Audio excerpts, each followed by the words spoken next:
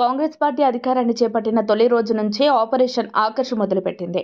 ఇప్పటికే పలువురు పలు పార్టీల నుండి హస్తంగూటికి చేరగా ఇప్పుడు తాజాగా దుబ్బాక పట్టణానికి చెందిన బీజేపీ పార్టీ అధికార ప్రతినిధి మధ్య శ్రీనివాస్ మరియు బీఆర్ఎస్ పార్టీకి చెందిన నాయకులు కీసర శ్రీను పలువురు నాయకులు ఈరోజు సిద్దిపేటలో దుబ్బాక నియోజకవర్గం కాంగ్రెస్ పార్టీ ఇన్ఛార్జ్ చెరుకు శ్రీనివాస్ రెడ్డి మరియు మైనంపల్లి హనుమంతరావు సమక్షంలో కాంగ్రెస్ పార్టీలోకి చేరడం జరిగింది.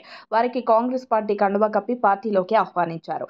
మాజీ ఎమ్మెల్యే మైనంపల్లి హనుమంతరావు ఈ సందర్భంగా కాంగ్రెస్ తీర్థం పుచ్చుకున్న భాజపా నేతలు మాట్లాడుతూ కాంగ్రెస్ పార్టీ ప్రవేశపెట్టిన 6 గ్యారెంటీల పథకాలకు ఆకర్షితులై కాంగ్రెస్ పార్టీలోకి చేరడం జరిగిందన్నారు. తెలంగాణ ఇచ్చిన తల్లి సోనియా గాంధీ రుణం తీర్చుకోవాలంటే కాంగ్రెస్ పార్టీని మరింత బలోపేతం చేయాలని కోరారు.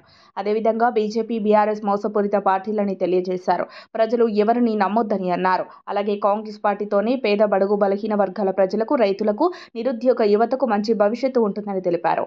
వీరందరూ బీజేపీ, బీఆర్ఎస్ నుంచి కాంగ్రెస్లోకి చేరడంతో దుబ్బాక మాజీ ఎమ్మెల్యే రఘునందన్ రావు, బారాస ఎమ్మెల్యే కొత్త ప్రభాకర్ రెడ్డిలకు ఎదురు దెబ్బ తగిలిందని చెప్పాలి. ఇదే క్రమంలో లోక్సభ ఎన్నికల వేళ మాజీ ఎమ్మెల్యే మైనంపల్లి హనుమంతరావు మెదక్ నియోజకవర్గంపై దృష్టి పెట్టారు. ఆ పార్లమెంటు స్థానం నుంచి పోటీ చేయాలనుకుంటున్నారు. మెదక్ పార్లమెంటు పరిధిలో కార్యకలాపాలు మొదలుపెట్టారు. సిద్దిపేటలో కాంగ్రెస్ పార్టీ ఆఫీస్ని మైనంపల్లి ప్రారంభించారు. తెలంగాణ అసెంబ్లీ ఎన్నికల్లో కాంగ్రెస్ నుంచి పోటీ చేసి మెదక్ ఎమ్మెల్యేగా హనుమంతరావు తనయుడు రోహిత్ గెలిచిన విషయం తెలిసిందే. గతంలో మెదక్ అసెంబ్లీ నుండి కూడా మైనంపల్లి హనుమంతరావు ప్రాతినిధ్యం వహించారు. తెలంగాణ అసెంబ్లీ ఎన్నికల ముందు మల్కాజ్గిరి సిట్టింగ్ ఎమ్మెల్యేగా ఉన్న హనుమంతరావు ఎన్నికల వేళ బీఆర్ఎస్ పార్టీని వీడారు. గత ఎన్నికల్లో మల్కాజ్గిరి బరిలో కాంగ్రెస్ తరపున దిగి ఓడిపోయారు. దీంతో రానున్న ఎన్నికల్లో మెదక్ లోక్సభ స్థానం నుంచి బరిలో దిగేలా వ్యూహం సిద్ధం చేసుకుంటున్నారు. మరిన్ని అప్డేట్స్ కోసం మా కాయ్ టీవీని సబ్స్క్రైబ్ చేసుకోండి. మా వీడియో కనుక మీకు నచ్చినట్లయితే లైక్ చేయండి, షేర్ చేయండి. మీ విలువైన అభిప్రాయాలను కామెంట్ బాక్స్లో తెలియజేయండి.